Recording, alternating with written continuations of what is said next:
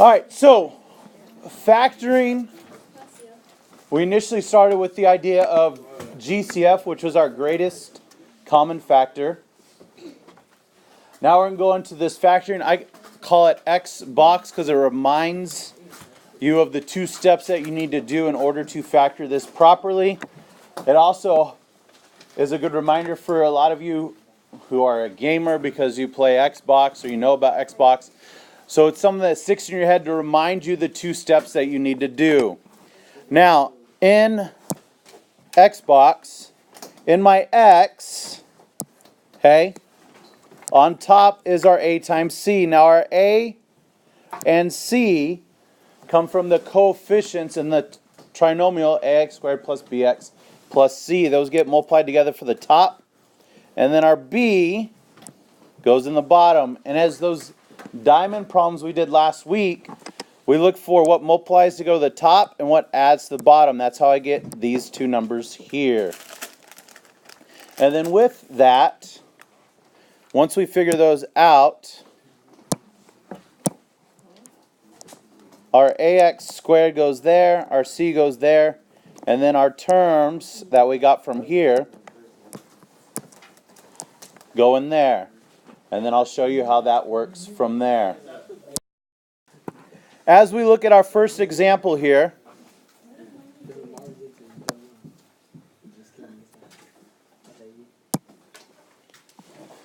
so our A in this one is 3. Our C is 15.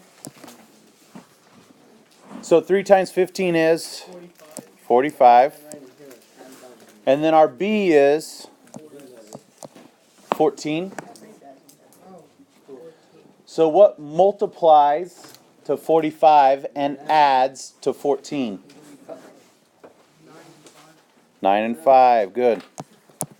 So now as we put this into our box, because we do our X first, which we just completed. Now we do our box. Your first and last terms go in there with not being changed. We get 3x squared and 15. And then the 9x goes there. And you get 5x there. Now notice, I have 3x squared, I have 3x squared. I have 15, I have 15. 9x plus 5x is 14x. So if I were to add this all up, it's what our trinomial is. We just split it up so that we can factor. Now once we're in the box, what we're going to do is we're going to look for GCF. That's why we started with that. So I start in the bottom. What is the GCF between 9x and 15? 3. Then we go across the top two boxes. What does 3x squared and 5x have as a GCF? 1 and then x, so we just write x. So we went horizontally first, now we're going to go vertically. What does 3x squared and 9x have in common? 3x. And what does 5x and 15 have in common?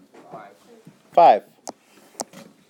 So then our factors of 3x squared plus 14x plus 15 is x plus 3 and 3x plus 5.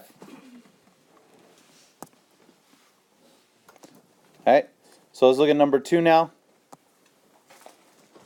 So don't know what happened with the spacing on it, but as we look at this, our A is 2. Our C is negative 9 this time. So 2 times negative 9 is negative 18. And our B is 7. So now we're looking for what multiplies to negative 18 and adds to 7. Since our top is negative, we know at least one of our terms here has to be negative. So we're going to look for the difference of 7. So what multiplies to negative 18 and has a difference of 7? So then what multiplies to negative 18 and has a difference of 7?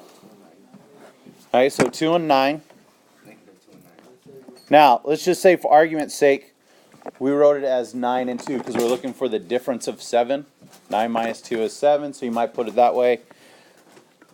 So those multiply negative 18, that's good, but that would add to a negative 7. So that's not what we want. So then all I would do is I would switch those and go negative 2 and 9.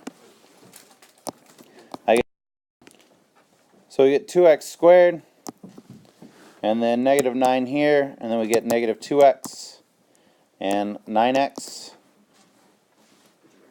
And again, we're just looking for the GCF. So what is the GCF between negative 2x and negative 9?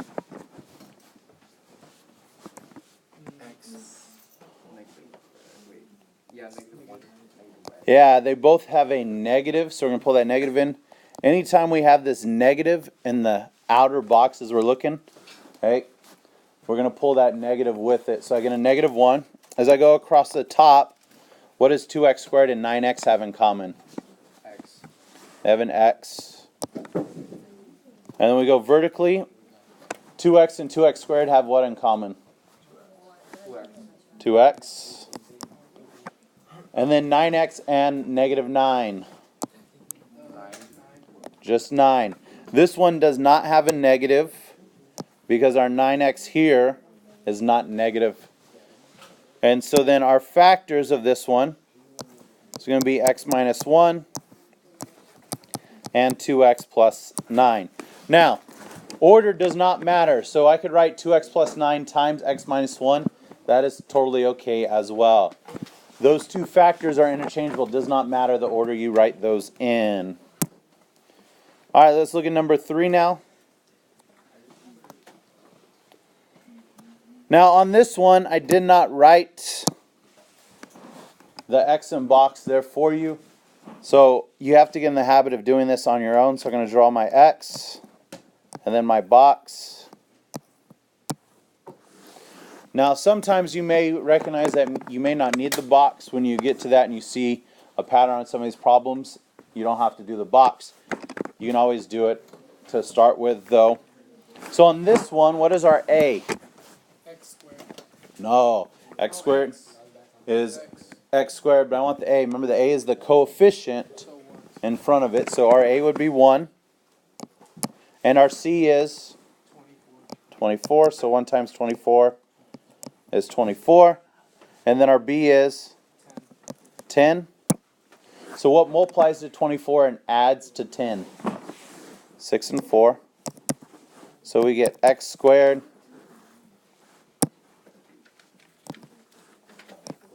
and 24. And then we get 6x and 4x. Now we look for our GCF. So what is the GCF of 6x and 24? 6. And x squared and 4x? X. X squared and 6x? X. And 4x and 24? 4. So then our factors for this one would be x plus 6 and x plus 4. Very good. And number 4.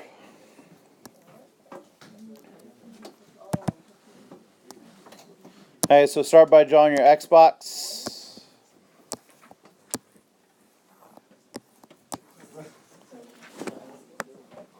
Now, a times c, 5 times negative 35 is going to be a negative.